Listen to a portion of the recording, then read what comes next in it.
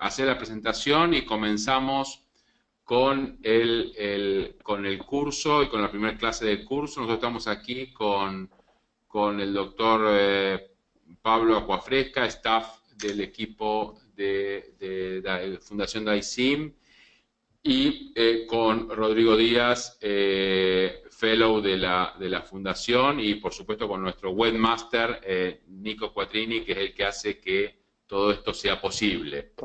Mariano, te paso para que hagas el comienzo del curso y la presentación de la clase de hoy. Perfecto, bueno, buenas noches a todos. La verdad que es una muy linda oportunidad empezar con un curso de diagnóstico por imágenes en todo lo que es la práctica quirúrgica. Me parece esencial para los que somos cirujanos tener una idea acabada de todo lo que es las imágenes, y bueno, nosotros que hacemos intervencionismo sabemos que nos sirve mucho. Como siempre dice Jiménez, es más fácil entrenar a un radiólogo en intervencionismo que a un cirujano en imágenes, así que acá hay varios cirujanos, así que estamos todos para aprender. El curso lo vamos a estar juntos todos los martes a las 19 horas durante 2 meses y medio, en donde hoy vamos a comenzar con una charla de generalidades, que yo creo que es una de las charlas más importantes, y lo tenemos al doctor Emiliano Guzmán. Emiliano es especialista en diagnóstico por imágenes del Instituto de Aedo, un hospital con muchísima historia en todo lo que es imágenes. Así que, Emiliano, la verdad que es un placer tenerte. Y bueno, durante los próximos 40-45 minutos estaremos escuchándote atentamente. Y bueno, bienvenido a la plataforma de YouLearning. Muy bien. Muchas gracias, Mariano, por la presentación y al contrario, el agradecido soy yo por haberme permitido participar de este curso y de estas charlas. Bueno, como bien dijiste, lo que vamos a dar comienzo es a las generalidades en diagnóstico por imágenes. Me voy a abocar principalmente a lo que es radiología convencional y tomografía computada. Esta foto que les estoy mostrando es la foto del hospital en donde trabajo, que es el Hospital de Aedo. Mi nombre es Emiliano Guzmán, soy especialista en diagnóstico por imágenes y estoy encargado principalmente en el área de radiología convencional, aunque también me desempeño algo de tomografía computada. Los principales objetivos que vamos a ver hoy es conocer un poquito los conceptos básicos de radiología y tomografía, algo de semiología radiológica y tomográfica. ¿Qué quiere decir esto? Es conocer qué concepto o qué palabra utilizamos nosotros para describir tanto la placa simple como las tomografías, lo que es radiopaco, lo que es radiolúcido, lo que es hiperdenso, hipodenso, y a qué hacemos referencia con cada uno de esos términos. Y por último, vamos a ver algunas imágenes que me parece lo más provechoso de este curso, es poder ver imágenes normales y patológicas, ¿verdad? Bueno, todo esto se remonta, no voy a ser muy largo en cuanto a la historia de la radiología, pero allá por los años 1895, en donde el 8 de noviembre el Röntgen fue el que descubrió los rayos X. ¿Bien? Los rayos X son un grupo de radiaciones electromagnéticas. Como nosotros podemos ver acá, tenemos todo el espectro de radiaciones y lo ubicamos en este extremo en donde podemos ver que tienen una corta longitud de onda. ¿Bien? Esto lo que le permite, junto con los rayos gamma, es que puedan atravesar ciertos objetos, ciertos cuerpos. Si lo comparamos con, por ejemplo, las radiaciones de radio o de microondas, tienen una mayor longitud de onda y estos no pueden atravesar ningún cuerpo opaco. Estos rayos X tienen algunas propiedades, de las cuales las tres primeras, el presentar una corta longitud de onda, como les comentaba recién, impregnar emulsiones fotográficas y producir fluorescencia de ciertas sustancias, son las más importantes en cuanto a la formación de la imagen, ¿bien? Tanto en radiología como en tomografía. Esto es algo que no les dije recién, pero estos dos métodos comparten el principio físico, ¿bien? Que es el principio físico de la formación de la imagen, que son los rayos X. Por otro lado, una cuarta propiedad, que me parece no menos importante que las anteriores, es que generan ionización del medio que atraviesan, ¿bien? Esto sé que está dirigido a muchos fellows, residentes, concurrentes. Con esto quiero decir de que no es gratuito para el paciente hacerle una placa, ¿bien? Ni una tomografía. Muchas veces el paciente se encuentra internado durante un tiempo prolongado y en nuestro hospital es muy común de ver de que al paciente le repiten una tomografía prácticamente todos los días. Bien, esto lleva y va a conllevar un daño en un futuro. Bien.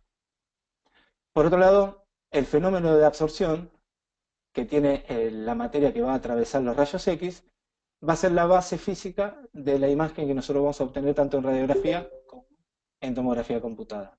Esto lo va a dar por diferentes factores, tanto la longitud de onda del rayos X que va a atravesar al paciente, el espesor de la región anatómica que yo quiera evaluar. Cuanto mayor espesor, mayor absorción va a tener ese rayo X. Por lo tanto, lo que me va a dar, ahora después vamos a ver algunas imágenes para que lo puedan comprender un poquito mejor, al tener mayor espesor, me va a dar una imagen más blanca, más radiopaca, a lo que nosotros vamos a llamar en radiología. Y otro de los factores a tener en cuenta es la densidad atómica o el número Z, el número atómico, que tenga el elemento o la región anatómica que yo quiera atravesar. Por ejemplo, si yo estoy radiografiando un brazo, me voy a encontrar con el húmero, los músculos y la densidad grasa. Por lo tanto, el hueso, que tiene un 10, 15 veces superior el número de Z al resto del tejido muscular y de partes blandas que se encuentra alrededor, va a absorber mayor cantidad de fotones. Por lo tanto, la imagen que yo voy a obtener es una imagen más blanca o más radiopaca. En estas imágenes que les coloqué, nos vamos a ir desde un extremo, desde la izquierda de la pantalla hacia la derecha, y vamos a encontrar la densidad de aire, que en los informes lo van a ver como radiolúcido, y ustedes cuando escuchan radiolúcido busquen negro. ¿Bien? ¿Qué significa esto? Por ejemplo, yo tengo acá un hemitórax, el hemitórax derecho, y voy a poder observar de que todo el parénquima pulmonar, como tiene contenido aéreo, lo voy a ver radiolúcido. Otra cosa que estamos observando acá es el ángulo hepático del colon, en donde también al tener contenido gaseoso lo voy a ver radiolúcido. ¿Qué pasó? El rayo X atraviesa directamente, por lo tanto no hay nada que absorba, no hay nada que detenga ese rayo e impregna directamente en la placa radiográfica.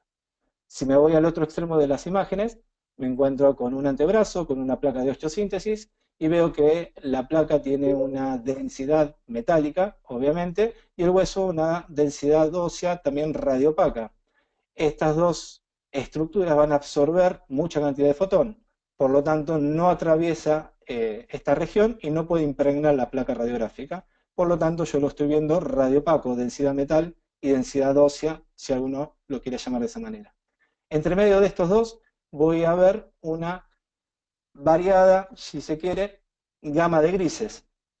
Por ejemplo, yo tengo una densidad de grasa, en donde lo voy a ver radiolúcido, pero no tan radiolúcido como el pulmón, porque el tejido graso algo absorbe del rayo y otra parte puede atravesarlo. Una densidad intermedia o una densidad de agua, por ejemplo, esto es una placa de tórax en donde estamos observando solamente la región de la silueta cardiovascular y la estoy viendo bien radiopaca. ¿Por qué? Porque tengo músculo cardíaco y tengo contenido líquido de la sangre, por lo tanto eso me va a atenuar bastante o me va a absorber bastante radiación, por eso yo lo estoy viendo radiopaco. Y entre medio de la densidad densidad agua y la densidad metal me voy a encontrar a la densidad ósea, también radiopaco, blanco, bien, que está representando a la cortical del hueso. Lo mismo sucede en tomografía computada. Lo que pasa que acá, en vez de hablar de radiolucidez o de radioopacidad, lo que estamos hablando es de densidades. ¿Bien? Acá lo que usamos es una escala que se llama escala de Hanfield, que es en honor al ingeniero inglés que al principio de los años 70, perdón, inventa el primer tomógrafo computado. ¿Bien? Nosotros en esta escala podemos observar que en un extremo la densidad cero me lo determina el agua, que es el agua pura. En esta imagen tomográfica es un corte axial a región de pelvis. y van a ver que hay tomado diferentes densidades. La M es lo que yo estoy marcando como densidad, en este caso es la vejiga, y me marca que tiene una densidad de 30. Si yo me voy a la escala, yo sé que el 0 es agua y el 30 es un poco positivo, está muy cercano al líquido, por lo tanto esto es orina. Recuerden que el valor 0,0 generalmente no lo vamos a encontrar casi nunca. ¿Por qué? Porque es agua pura. ¿Bien? Y siempre alguno de estos lugares que yo estoy midiendo van a tener proteínas, van a tener algo de detritus y demás, por lo tanto no me va a dar un valor cero absoluto prácticamente nunca. Pero si es cercano al cero, yo sé que tiene contenido líquido. En uno de los extremos me voy a ir hacia el hueso cortical, vamos a tener más 1000 unidades de Hanfield. Por ejemplo, acá yo estoy midiendo la densidad a nivel de la cabeza femoral izquierda, una de las cositas que después los voy a recordar, pero sépanlo que cuando yo estoy mirando los fotogramas en la tomografía computada, al paciente lo estoy viendo desde los pies. ¿Bien? Con esto quiero decirles que esta región de acá es la derecha del paciente, esta región de acá es la izquierda del paciente. Por lo tanto, yo estoy midiendo acá la densidad ósea de la cabeza femoral izquierda. Y me da alrededor de 600 unidades Hanfield, ¿bien? Cerca del 1000. En el otro extremo voy a encontrarme el aire, con menos 1000 unidades Hanfield. Por ejemplo, acá yo tengo la ampolla rectal y me está midiendo menos 1023. Entonces esto es bien contenido aéreo. Entre medio de esto, de menos 1000 a más 1000, voy a tener 2000 tonalidades diferentes, que es prácticamente imposible para el ojo poder identificar cada uno de ellos. Entonces lo que va a hacer el técnico, dependiendo de la estructura o la región anatómica que yo quiera evaluar, lo que me va a hacer es generar tipo de ventanas. ¿Qué significa esto? Es sectorizar la ventana dependiendo de la región anatómica que yo quiera evaluar. Estas tres imágenes que vemos son de un mismo paciente en una misma región. Estoy evaluando una tomografía de tórax con diferentes ventanas. Ventana ósea, ventana para parénquima pulmonar y ventana para mediastino. Voy a acercarme un poquitito y vamos a ver esta primera imagen superior, la que tiene la ventana ósea. Fíjense cómo puedo describir, o discriminar bien, mejor dicho, toda la cortical del hueso, del cuerpo vertebral, las láminas, la región de las apófisis transversa, espinosa, las costillas. Si yo quiero ver algo de parénquima pulmonar, con esta ventana no lo voy a poder hacer. ¿Por qué? Porque está sectorizado para poder evaluar valores altos de densidades, como el hueso. ¿Bien? Si me corro hacia el lado derecho de nuestra pantalla, lo que hice fue poner la ventana para evaluar parénquima pulmonar. Entonces voy a empezar a discriminar todo lo que es el espacio alveolar. Entonces voy a poder estudiar patologías que tengan que ver con el espacio alveolar, neumonías, tumores de pulmón y demás. Pero no voy a poder evaluar la parte de las partes blandas de la jaula torácica, lo óseo lo voy a poder ver, pero no con tanta definición como si lo hacía en la ventana ósea. Entonces, lo que me gustaría, no sé, Mariano, si puedo hacer alguna pregunta, es si les llama algo la atención en estas dos imágenes. Me voy a alejar un poquitito. En la ventana ósea y en la ventana para parénquima pulmonar.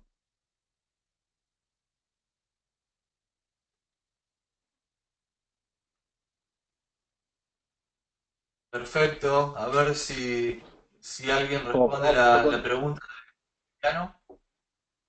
Ahí Javier Chávez dice un Bien, tumor de pulmón. Rodrigo pregunta una imagen hepática. buenísimo. A eso es lo que apuntaba. Bien, bien, Rodrigo. Fíjense que con estas dos ventanas, la ventana ósea y la ventana del parénquima pulmonar, yo puedo, exactamente, ahí en el segmento 8, insinuar que tengo una imagen que es algo hipodensa, bien, porque es más tirando a negro, y nada más, pero no sé si es real o no. Entonces tengo que recurrir, perdón, tengo que recurrir a la otra ventana, que es la ventana para mediastino, que me va a permitir distinguir bien los tejidos blandos. Y ahora sí, fíjense cómo tengo una imagen hipodensa, los contornos presentan un realce periférico, es una tomografía con contraste endovenoso. Entonces con esto lo que quiero recalcar es que la importancia de cada una de las ventanas. ¿Bien? Entonces si yo estoy buscando algo en partes blandas, hacerlo con una ventana para mediastino, no buscarlo en las otras dos ventanas, porque posiblemente no los pueda ver. Entonces, para resumir, El tono, a lo que yo voy a llamar el color blanco, en radiología convencional lo voy a llamar radiopaco. Por ejemplo, tengo esta imagen, esta clavija a nivel del tercer rayo o del tercer dedo del pie. Es un pie derecho. Ahora después vamos a ver esta marca que me está marcando, o la radiopacidad que me determina la cortical de los huesos. Y en la parte de tomografía lo voy a llamar hiperdenso, ¿bien? A lo blanco. El tono de gris, por ejemplo, los músculos psoas, puedo ver este triángulo que viene acompañando a la columna vertebral, o la región hepática, o las sombras renales. Eso me está marcando que tiene una densidad intermedia, una densidad de partes blandas o de órganos macizos, no órganos huecos. Y en tomografía computada, esa densidad también la vamos a llamar intermedia, está representada, por ejemplo, en estas imágenes, por los músculos glúteos, los paravertebrales, los músculos psoas. Bien. Y por último, la radiolucidez, que es un paciente que está en decúbito lateral porque tiene un neumoperitoneo. Fíjense que está bien radiolúcido, me representa el aire. Y en tomografía computada, por ejemplo, acá tengo parte de aire en el estómago y lo voy a llamar hipodenso. ¿Bien? Entonces, ahí tenemos identificadas las tres tonalidades que podemos llegar a buscar tanto o encontrar en tomografía y en radiología convencional. Ahora sí vamos a pasar a las imágenes.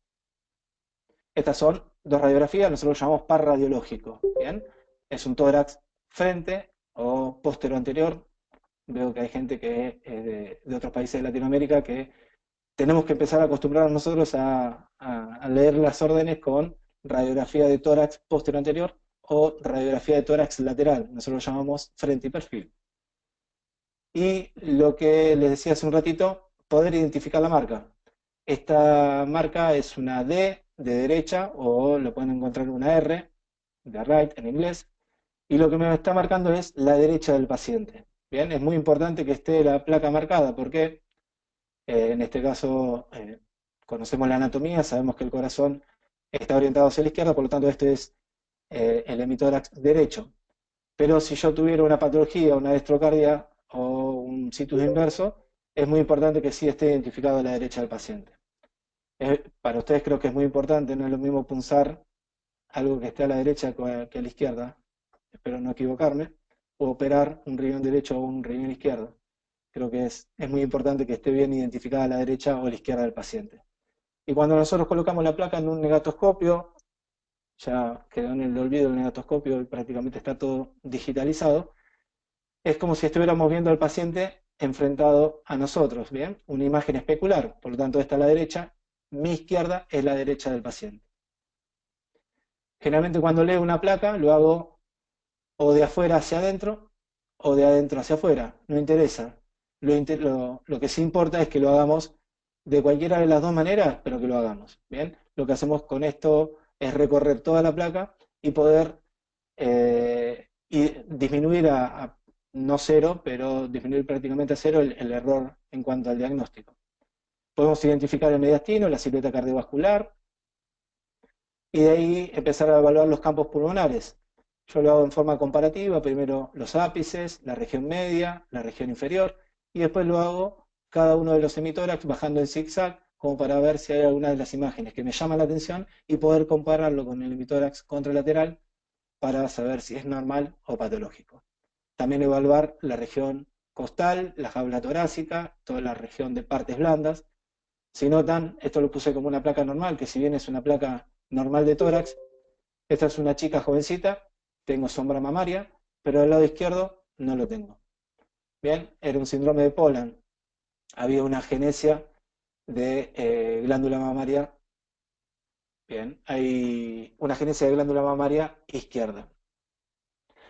En una placa de tórax frente yo puedo identificar si una patología se ubica en región superior, en una región más caudal, si es derecho, si es izquierdo, bien, pero me va a costar identificar si es anterior o posterior. Obviamente si lo agarramos a mi jefe de servicio, al doctor Pacheco, al doctor Blas Dios, a gente de planta, a doctores de planta de vastos años de experiencia, obviamente en una placa de tórax te pueden decir muchísimas cosas que a nosotros nos va a costar. A esto voy que si acompañamos la placa de frente con un perfil, vamos a poder identificar si la patología que estábamos encontrando en el tórax frente se encuentra en región anterior o en región posterior. La ventaja de la tomografía computada, de una región neumotórax posterior. No sé si la pregunta esa, Mariano, es ahora. Sí, sí, Emiliano, ahí pregunta Javier Chávez si tienen Sí, alguna hernia en el hemotórax posterior. en estas dos imágenes que muestro, no. El tórax es un tórax, el tórax frente, perdón, es un tórax totalmente normal, salvo lo que le decía la genesia de pectoral y glándula mamaria izquierda. Y el perfil no pertenece al mismo paciente, pero no se ve neumotórax. Lo que sí está es este paciente ensanchado o aumentado el diámetro anteroposterior como si fuera un tórax de tipo enfisematoso con horizontalización de los hemidiafragmas. Pero no se ve neumotórax, ahora vamos a ver en unas imágenes posteriores algo de neumotórax. Le decía que la ventaja que nos da la tomografía computada, prácticamente hoy en todos los hospitales del país o de la provincia podemos encontrar con tomógrafos multi-slice, ¿bien? El nuestro cuenta con un tomógrafo que tiene 16 pistas y nos permite hacer una reconstrucción multiplanar, poder evaluar el paciente en un corte axial, en un plano sagital o en un plano coronal. Algo que me olvidé decirles anteriormente, la placa de tórax, recuerden que no es más que una superposición de estructuras. Bien, eso es lo que yo le decía, de que poder saber que algo es superior o caudal, derecho o izquierdo, pero no saber en cuanto a la profundidad si es anterior o posterior. En esta imagen de acá, sí, creo que era Javier el que había preguntado, voy a acercarme un poquitito. En esta imagen superior, no sé si llegan a notar, tengo un tubo de amelamiento pleural con signos de enfisema subcutáneo y a nivel del quinto arco costal posterior, yo tengo el primero, tengo el segundo, tercero, cuarto, quinto arco costal posterior derecho. Veo que hay una imagen radiopaca, bien, que no pertenece al arco costal. Eso vendría a representar a la pleura visceral. Por lo tanto, tengo un neumotórax a nivel superior del lado derecho. En esta imagen, exactamente, grado 1, Javier. Exacto. En esta imagen inferior, ahí ya tenemos un neumotórax grado 3. Fíjense que tengo todo eso. Va rápido, Javier. Tengo Javier, toda esta imagen. Es casi hipertensivo. Ahora se adelanta Javier. Le muy decía, bien. tengo toda esta imagen radiolúcida que me rodea a estas imágenes más radiopacas que tienen trayectos vasculares, que es el munión tanto del lóbulo superior como del lóbulo inferior derecho. Bien, fíjense una característica del neumotórax, para el que no lo conoce, es que si yo lo comparo con el neumotórax izquierdo, puedo seguir la trama broncovascular bien hacia la periferia.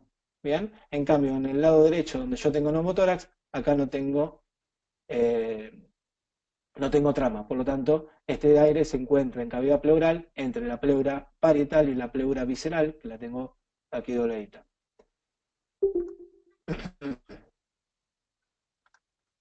Bien, las placas siempre que aparecen de la derecha, la más grande es la placa normal, bien, la del inicio, como para que puedan ir comparando una con la otra. Otros pacientes en donde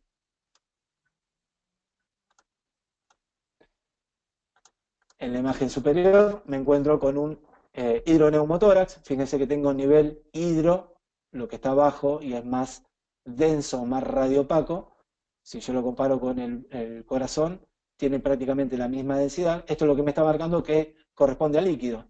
Si lo comparo con el aire que me queda por encima de él. Por lo tanto, digo que tengo un nivel hidro por debajo, aéreo por arriba. También un tubo de venamiento pleural, un colapso del pulmón que está en expansión y tengo enfisema subcutáneo. la imagen inferior tengo un importante enfisema subcutáneo a nivel supraclavicular bilateral, región lateral, también era de la región lateral izquierda del tórax, y no sé si llega a notar, pero tengo, sí, lo conozco el doctor Reilly. Eh, Le decía que tenemos el aire se infiltró a través de las fibras del pectoral mayor. No sé si llegan a ver imágenes radiolúcidas que llegan la orientación del pectoral. Muy bien, Gran, continuamos. val- gran valor el doctor Jorgito Reilly, un genio. La verdad que sí, la verdad que sí. Muy buena persona y cada vez que viene al servicio es muy buen docente, exactamente. Esto me gustaría que participe Mariano a ver qué les parece esta imagen. Corte axial, Bien. acostumbremos, perdón, siempre acostúmbrense cuando están presentando algún paciente o explicando alguna imagen, orientarnos dónde estamos, porque muchas veces necesitamos que nos digan, es una tomografía, un corte axial, y podemos decir que estamos a nivel de base de tórax, ¿bien? La base pulmonar. No sé si hay algo que le llama la atención.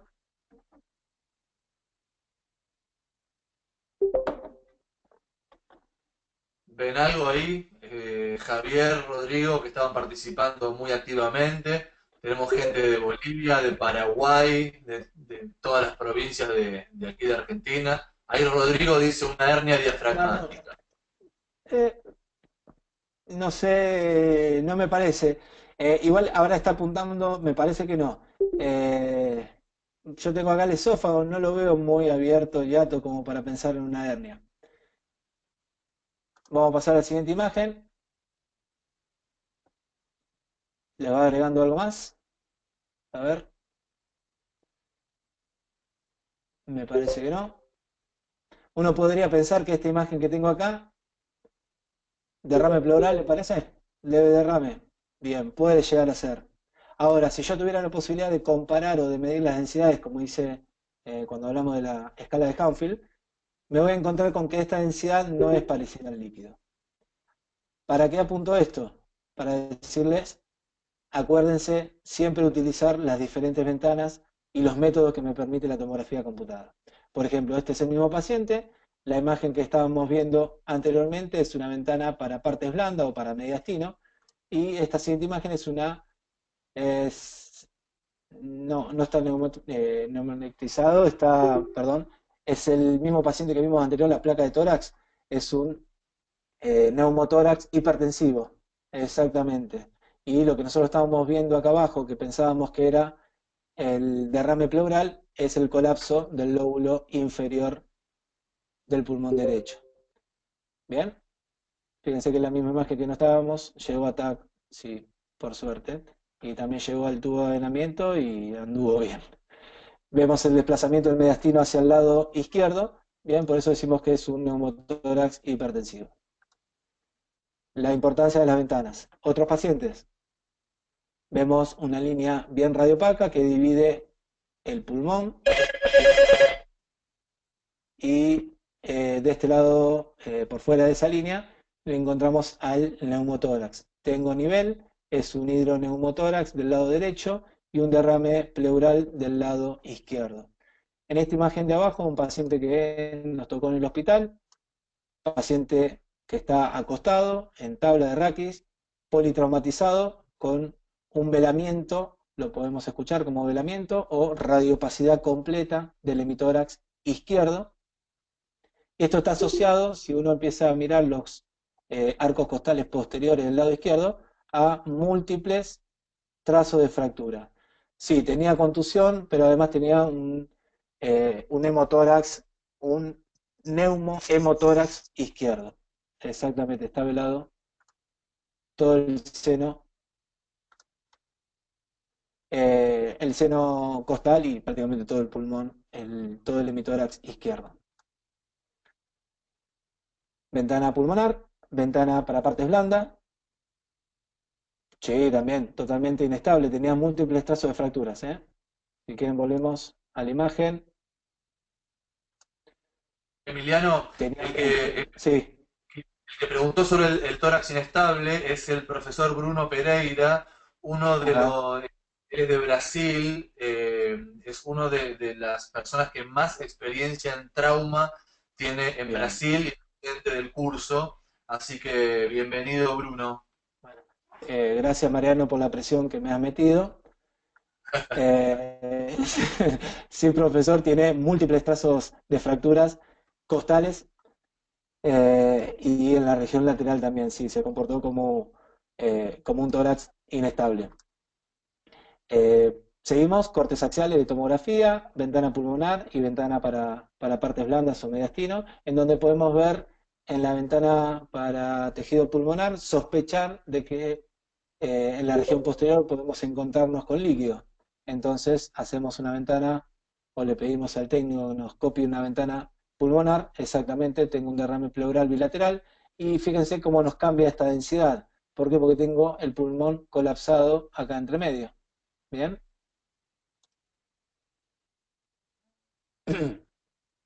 Con respecto a estas imágenes, uno cuando empieza a hablar de tórax o a describir las patologías que podemos ver en tórax, las podemos dividir, si quieren, en dos grandes grupos, en patologías que disminuyen la densidad radiológica, como lo es el neumotórax, porque estamos viéndolo radiolúcido, o patologías que aumentan la radiopacidad o la densidad radiológica, como es en este caso la neumonía, una masa pulmonar o los derrames que estuvimos viendo hace un ratito.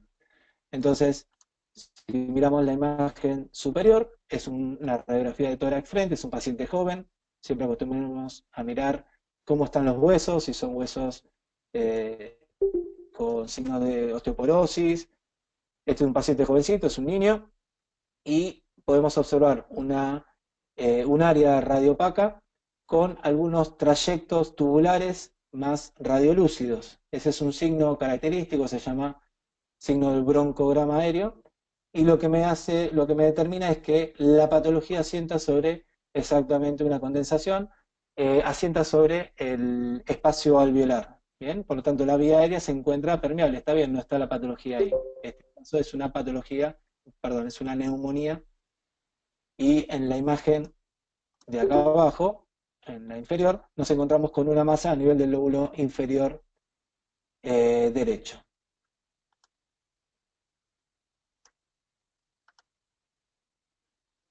Tomografías en donde también podemos observar el broncograma aéreo, ¿bien? El bronquio ingresando a la región de condensación, en este caso de los segmentos basales del lóbulo inferior izquierdo. Acá también tenemos algo sobre el lóbulo medio. Otras masas, bien radiopacas.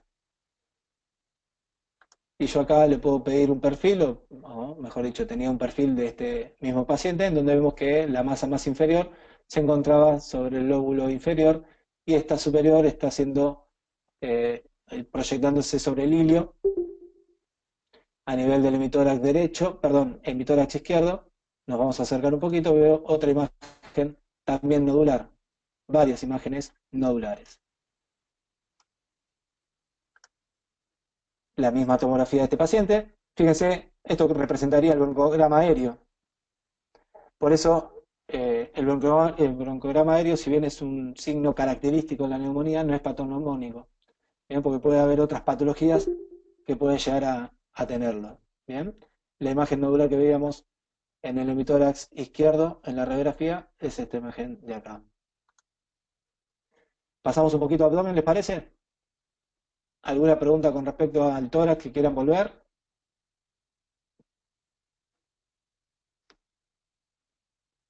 Continúo. Bueno, Sigamos con abdomen, cualquier cosa, igual ustedes vayan preguntando. Vos, si querés, Emiliano, concentrate sí, en la charla y yo te hago la pregunta. dale, muy bien. Venís fantástico, la verdad, me Bueno, encanta, ¿eh? bueno, bárbaro, te agradezco. Eh, entonces Mira, pasamos a ahí, abdomen. disculpa, me pregunta antes de pasar a Sí. abdomen Javier Chávez si hay alguna imagen de neoplasia pulmonar. No, más allá de la que mostré con el tiroidea, que bueno, estas masas y esta otra imagen de acá abajo, la masa pulmonar, no he colocado otras, ¿bien? Esta de acá.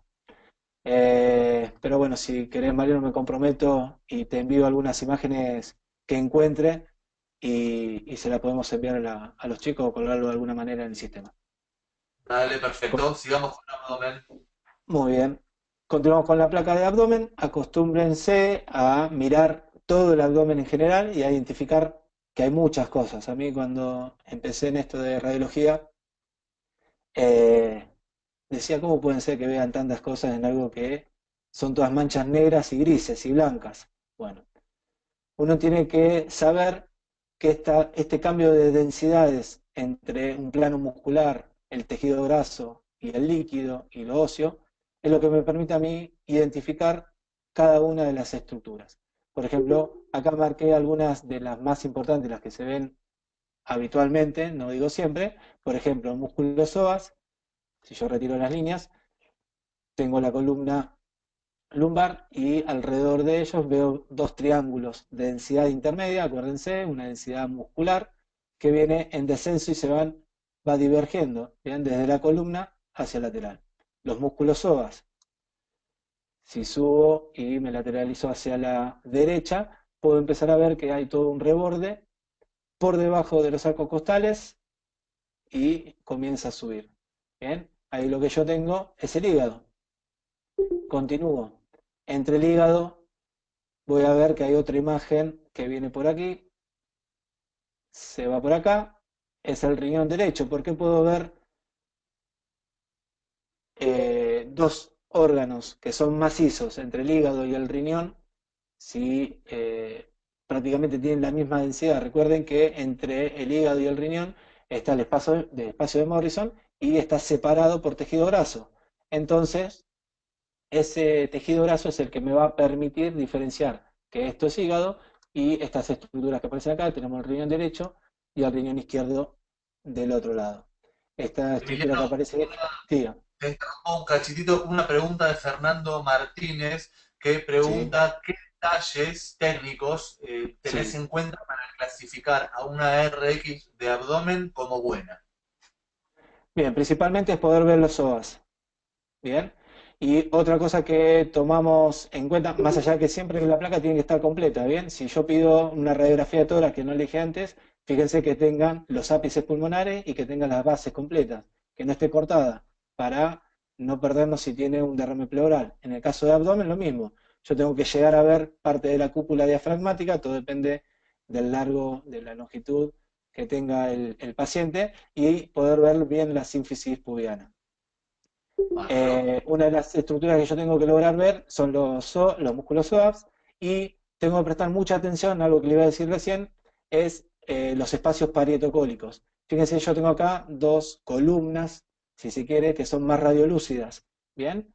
Entre esto, que vendría a representar la parte de los músculos oblicuos y la parte muscular del abdomen, y en este caso a la derecha tengo el colon ascendente. Bien, son los recesos parietocólicos. Generalmente no, siempre estos recesos están ocupados por tejido graso. Bien, entonces, si yo busco, si yo hago una placa en donde está todo radiopaco, bien, está todo blanco de la misma densidad, me estoy perdiendo estos espacios.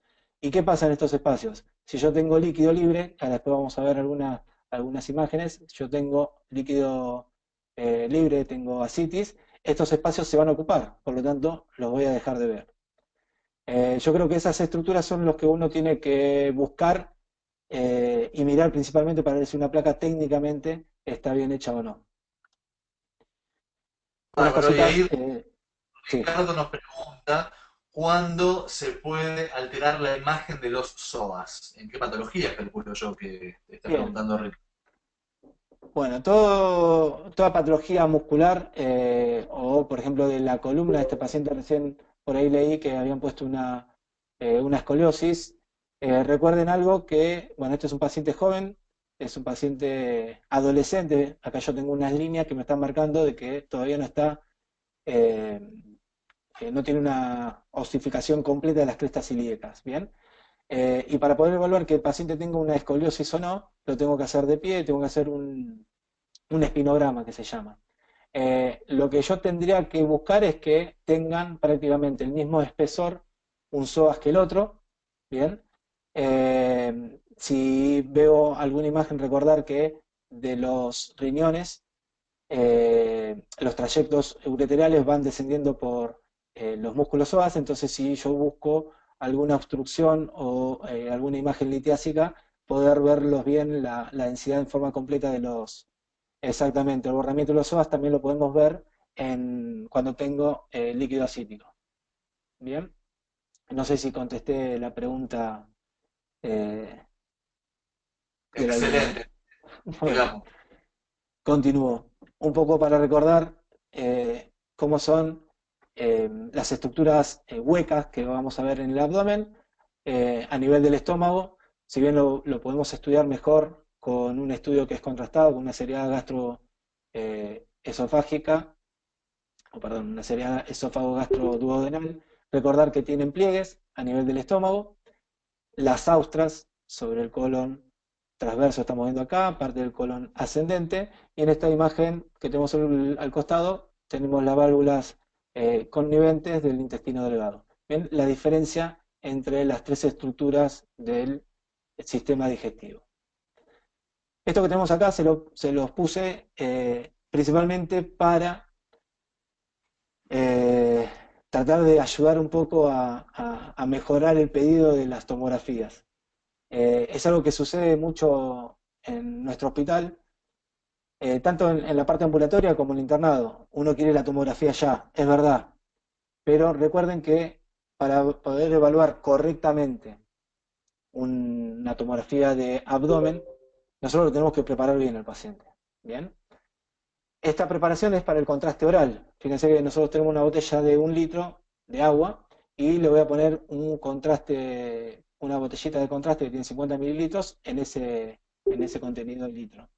Entonces lo que le voy a pedir al paciente es que tome 3 vasos de agua, de este contraste, perdón, 3 horas, un vaso 3 horas antes del estudio, un vaso 2 horas antes del estudio y el tercer vaso 1 hora antes de venir al hospital en caso de que sea el paciente ambulatorio. Y el resto lo tiene que dejar para tomar antes de ingresar o antes de hacer el estudio de tomografía. ¿Por qué? Porque lo que me va a permitir estudiar con ese contraste es la parte del tracto digestivo superior. Es muy importante que el paciente tome estos 3 horas, 4 horas, y también todo tiene que ver con el ritmo evacuatorio que tenga ese paciente, ¿no? Porque si yo quiero evaluar algo de intestino distal a nivel de sigma o bien colon distal, si no hago una adecuada preparación con un tiempo adecuado, seguramente el contraste no esté ahí, no lo voy a poder extender y no lo voy a poder evaluar. Muchas veces uno apurado dice, no, bueno, hacéselo igual. Y sí, pero el tema es que el paciente ya pasó y acuérdense que la tomografía y la radiología ioniza, genera cambios ionizantes en los tejidos. Entonces no son gratuitos. Tomografía, cortes axiales, como dice acá, es una tomografía de abdomen sin contraste oral. ¿Bien? Lo voy pasando despacio. No sé si alguno quiere parar, quiere decirme algo. En una de las imágenes solamente lo que se veía eran unos clips metálicos sobre topografía vesicular, un paciente que está colecistectomizado por vía laparoscópica, cola de páncreas. Bien, llama algo la atención. Ahora, ¿qué pasa si le ponemos contraste? Tanto oral como contraste endovenoso.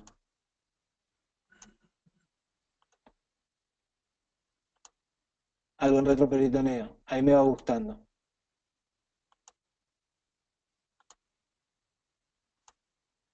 Bien, ahí paramos. Tengo toda esta imagen que es hipodensa, que no tiene contraste oral, por lo tanto yo puedo decir, ahora sí, porque tengo contraste oral, puedo decir que no pertenece a sistema digestivo. Bien, está bien en el retroperitoneo. Bien, perfecto. Son adenomegalias a nivel del retroperitoneo. Entonces, esto en cuanto a la importancia de que el paciente esté bien preparado, con un buen contraste oral, y bueno, después evaluar la fase de contraste endovenoso dependiendo de lo que yo quiera evaluar. Fíjese que así todo no me llegó contraste oral a nivel del colon. Por lo tanto, si yo le estaba buscando una patología a nivel colónica, no me sirvió demasiado. Continuamos ahora con radiología. Eso, algunas de las patologías que también las podemos clasificar en que disminuyan la densidad radiológica o que la aumenten. En este caso, al igual que el neumotórax, tenemos el neumoperitoneo. Le podemos ver en una radiografía de tórax de frente con el paciente en bipedestación que esté parado. Lo podemos hacer en una radiografía de abdomen de pie también. Esto es una radiografía que está normal. Siempre en la imagen del medio vamos a ver que es una radiografía de abdomen normal para que podamos comparar con las otras que son patológicas.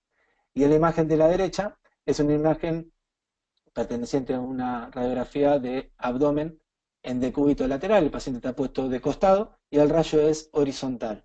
Bien, esto yo lo puedo pedir en pacientes que no pueden, exactamente. Estos son en pacientes que no pueden ponerse de pie porque están cursando un posoperatorio o por diferentes motivos. Entonces yo lo que voy a hacer es colocarlo al paciente en el decúbito lateral. Generalmente lo pueden hacer en el decúbito lateral derecho o en el decúbito lateral izquierdo y dejarlo un ratito, no sacar la placa enseguida. ¿Por qué? Porque tengo que darle tiempo a que este aire que está dentro el neumoperitoneo pueda ascender y colocarse, en este caso, entre la pared torácica y el vaso. ¿Bien? Lo podemos hacer en el decúbito lateral izquierdo y que se ponga a nivel de, por encima del hígado. En este caso, en la radiografía de tórax, vamos a ver esta imagen más radiopaca que representa el diafragma derecho, y por debajo de ello vemos una imagen radiolúcida en forma de semilunar y por debajo al hígado. Bien, tengo un neumoperitoneo subdiafragmático. Emiliano, ahí Diga. Fernando nos pregunta hasta qué día de un posoperatorio es normal ver neumoperitoneo. Nosotros a veces nos asustamos Hola. cuando tenemos Sí, y post y tiene aire por nosotros ahí. también. Nosotros también nos asustamos cuando vemos el aire en el retroperitoneo, en el neumoperitoneo, pero tenemos entendido que alrededor de 7 a 10 días más o menos. Bien. Continúo. Placa del medio es una placa normal. La imagen de nuestra izquierda es una radiografía de abdomen también. Y exactamente es un hilo biliar, como bien pusieron por ahí. No puedo agrandar la imagen. Ahora sí. Fíjense cómo veo toda la vía biliar, el colédoco y la vía biliar intrahepática bien radiolúcida. Si yo lo comparo con la cámara gástrica, prácticamente están de la misma densidad. Lo que significa es que tengo una aerobilia y tengo, les decía, aerobilia y tengo algunos niveles hidroaéreos a nivel del abdomen. En esta imagen de la derecha, yo me voy a acercar también, voy a ver una imagen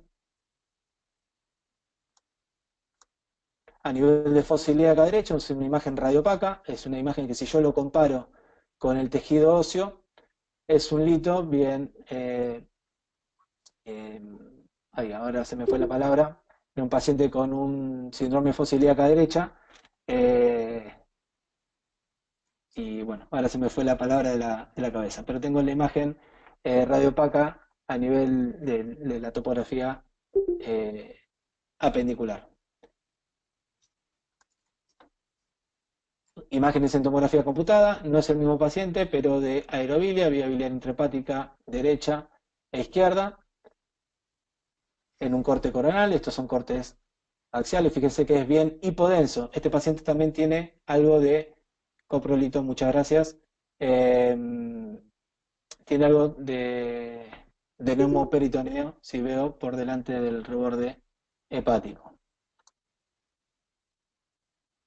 Otras imágenes sobre topografía del apéndice. imágenes radiopacas, una imagen de densidad cálcica, exactamente, fósil ilíaca derecha, y si retiro esto van a ver que tengo una opacificación de la grasa periapendicular, bien, un paciente con síndrome de fósil ilíaca derecha.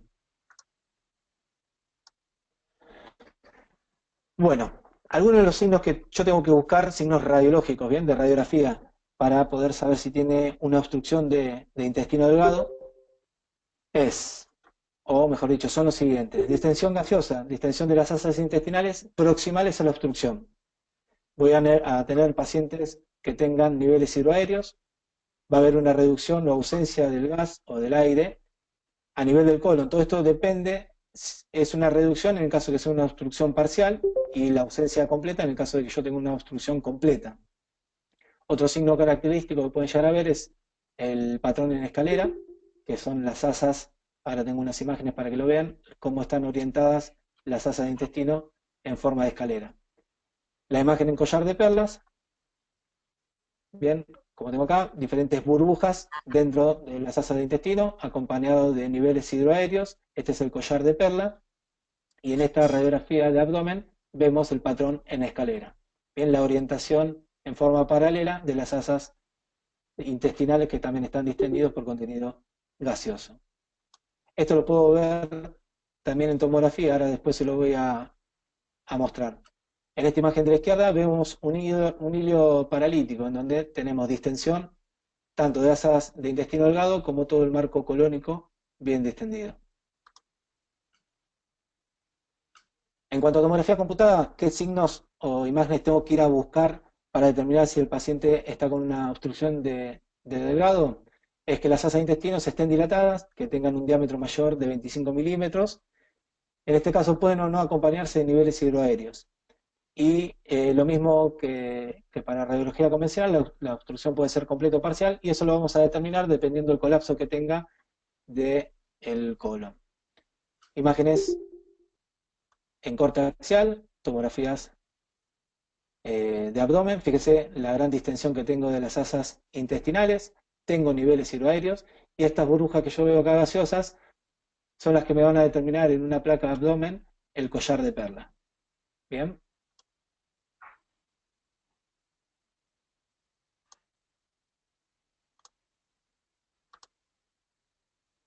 Muy bien. Otra patología que podemos encontrarnos es con los vólvulos. En este caso lo estamos viendo es, yo les pongo porque podemos ya encontrar o pueden encontrar en los informes algún signo radiológico característico y por lo menos que conozcan a qué hacemos referencia. Por ejemplo, en placa convencional, si hablamos de signo de grano de café, estamos haciendo referencia al vólvulo de sigma. Por ejemplo, tengo la gran distensión del sigma y fíjense que adoptan una forma de grano de café si se quiere. Y en tomografía computada, el vólvulo lo vamos a describir como el signo del remolino. Este es un video que voy pasando, ahora después lo vamos a volver a ver. Y me interesa que sigan esta imagen que viene por acá. Ahora lo voy a volver a pasar. Yo tengo esto que es parte del sigma que está distendido, y acá se colapsó, y fíjense que hace una forma de remolino, y sigue haciéndose posterior y descendiendo. Bien, ese es el signo del remolino y lo que me está generando la obstrucción y el vólvulo, mejor dicho, del sigma. Bueno, otra cosita que nos podemos llegar a encontrar en placas: pacientes descuidados, se tragó un alfiler, pacientes que no tuvieron en cuenta que lo que estaban comiendo era algo duro y perdieron la prótesis y se la tragaron. No sé si llegan a notar en la imagen de la izquierda el alfiler a nivel de la región abdominal, y no era corporal, el paciente fue de vestido, no tenía nada de ropa como para hacer algo externo.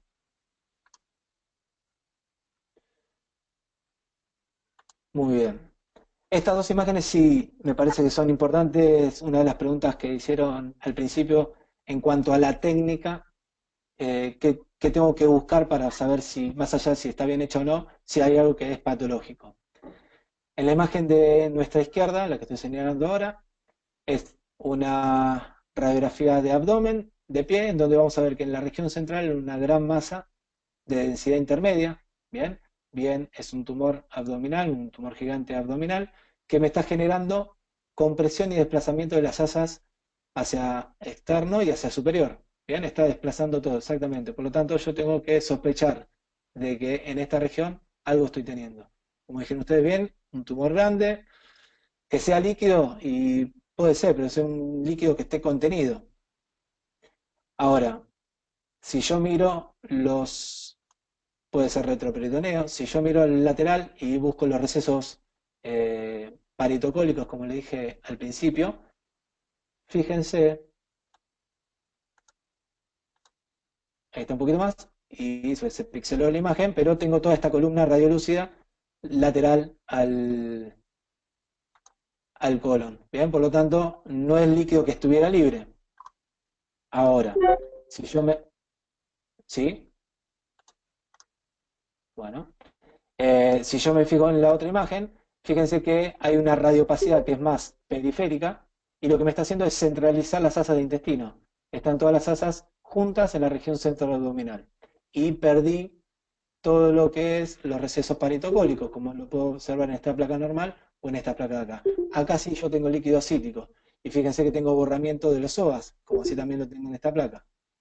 Bien, esos son signos característicos de que hay ocupación intraabdominal, ya sea por líquido libre o ya sea por, en este caso era un tumor, un cistoadenoma de ovario. Bien, tomografía computada, también cortes axiales, y tengo líquido ascítico. Fíjense que lo que hace es empujar a las asas hacia la región centroabdominal, como veíamos en la placa simple de abdomen. No es el mismo paciente que vimos en la radiografía, ¿eh? Son distintos. Si yo pudiera medir esta densidad, es una densidad que es cercana al tejido líquido, perdón, al líquido, ¿bien? El líquido acítico, y después dependiendo si esa ascitis es maligna o no, si es líquido citrino, seromático o neoplásico, me puede variar o puede aumentar un poco la densidad en cuanto a la escala de unidades de Hanfield. Y otra cosa que es importante es la clínica que presenta el paciente. Bien, bueno, que cuando nosotros recibimos las órdenes, conocer más o menos qué le pasa a ese paciente para poder orientar un poco al diagnóstico. Como dice acá abajo, les voy a mostrar algo de hemangioma hepático, cómo es su comportamiento en cuanto al contraste endovenoso. Las primeras imágenes, veo acá una imagen que es hipodensa, a nivel de segmento 7. Bien, no se logra definir demasiado, son cortes axiales. ¿Qué pasa cuando inyectamos contraste? Estamos en una fase arterial, tengo la aorta que está bien contrastada y comienza, exactamente, es una trifásica y comienza a hacer un relleno desde la periferia hacia la central. Empiezan a aparecer unos pequeños nodulitos, exacto, bien rellenándose, sigo en una fase portal. Bien, buena pregunta, ahora después lo vemos. Y en esta última es una fase más tardía, fíjese que se homogeniza, se distribuye más homogéneo el contraste, entonces yo tengo de paso de una imagen eh, hipodensa en una fase sin contraste a una fase tardía que es una imagen más hiperdensa y homogénea, ¿bien? Tiene un lavado tardío. Entonces ahí yo puedo distinguir que es un hemangioma, bien. Nosotros siempre decimos que, y nos cargan por expresarlo así en los informes, en que podría corresponder, nosotros no hacemos patología, anatomía patológica, entonces no podemos ponerle la firma de que lo sea, pero bueno, el comportamiento con el contraste es característico del hemangioma. Después, a que esto sea una imagen tumoral maligna, no lo podemos saber, habría que controlarlo a ver qué pasa. Y con respecto a la metástasis, con la pregunta que hicieron recién, uno esperaría, todo también depende de cuál sea el tumor primario, ¿verdad? porque dependiendo del tumor de la estirpe a que corresponda, puede dar diferentes tipos de metástasis. Pueden ser exactamente en ojo de buey, que tenga un realce periférico, como la primera imagen que veíamos cuando hablábamos de tipo de ventanas. Generalmente son múltiples, dependiendo si lo podemos encontrar en un estadio inicial, quizás tengamos una sola metástasis, pero pueden ser en realce en ojo de buey, pueden estar calcificadas, pueden ser parecidos a un hemangioma. En verdad no lo podemos distinguir uno del otro. Tendríamos que conocer bien el paciente y en base a eso, exactamente. Colorectal generalmente se llegan a ver bien hiperdensas, se prenden mucho. Y también tiene que ver dependiendo la estirpe del tumor colorectal que preguntabas. Pero generalmente realzan mucho y en imagen indiana o en ojo de buey como marcaban recién. Continúo, acá tenemos cortes coronales de una región abdominal y estamos evaluando la región del sigma con varias imágenes diverticulares. Bien, fíjense cómo tengo imágenes diverticulares acá también en los cortes axiales, el mismo paciente.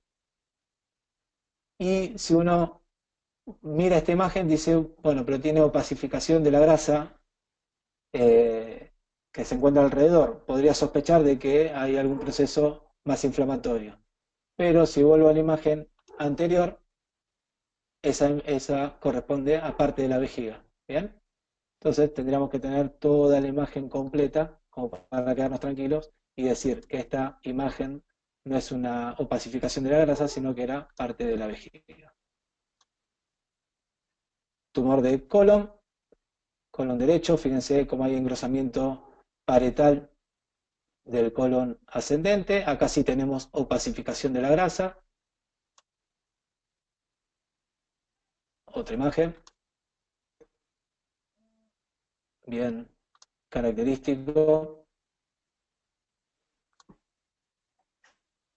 Bien, hay refuerzo de la fascia, es verdad.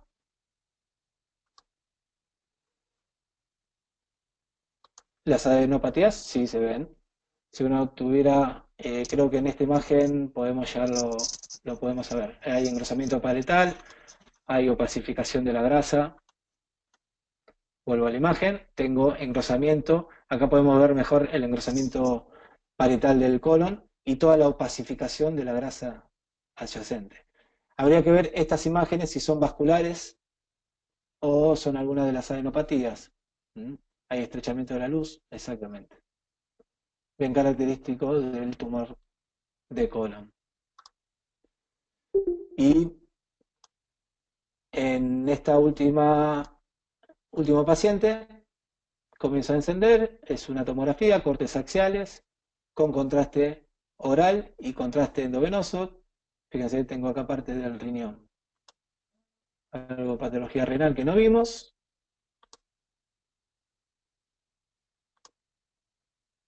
Tumor renal en un paciente que presentaba y es bastante característico. Pacientes con riñón en herradura, generalmente, bueno, generalmente no, pero es bastante frecuente ver que tengan que tengan un tumor estos pacientes con riñón en herradura. Fíjense cómo hay unión, como es habitual, sobre el polo inferior de ambos riñones, se medializan y se unen por delante de la aorta abdominal. Acá este tumor, fíjense también que hacen radioopacidad o opacificación, mejor dicho, de la grasa adyacente al tumor.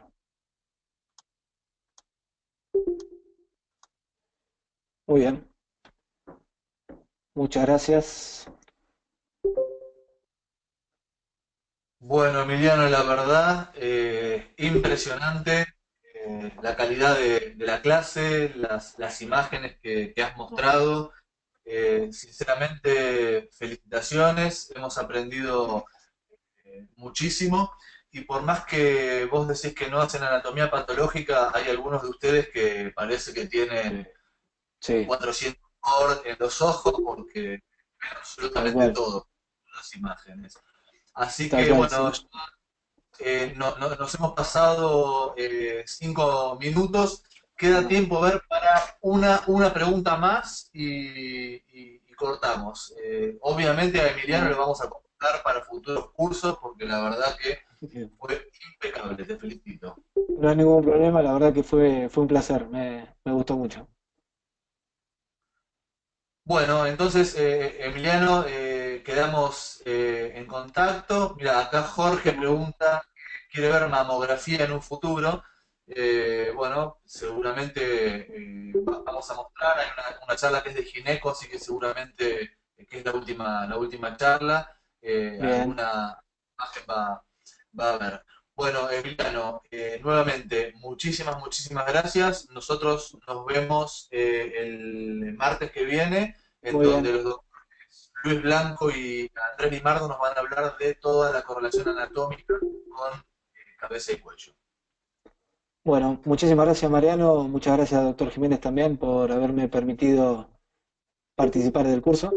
Fue muy interesante y la verdad que espero que haya próximas y futuras invitaciones. Muy Totalmente. Así amable. que muchas gracias. Contesto unas breves preguntitas. Preguntan por Bien, resonancia, por qué familiares. Esto fue la primera clase sobre generalidades. Vamos a ver cabeza y cuello, vamos a ver gineco, vamos a ver trauma, vamos a ver patología herniaria, vamos a ver patología de vías biliares, en donde vamos a ampliar todo esto. Muchísimas gracias a todos. Tuvimos casi bien. 70 conectados durante toda la- Ah, chao. la charla. Así que nuevamente felicitaciones a Emiliano y todos Muchas nosotros nos gracias. volvemos a ver el martes que viene. Muy bien. Nos vemos. Adiós, chao, chao, buenas Hasta luego. noches.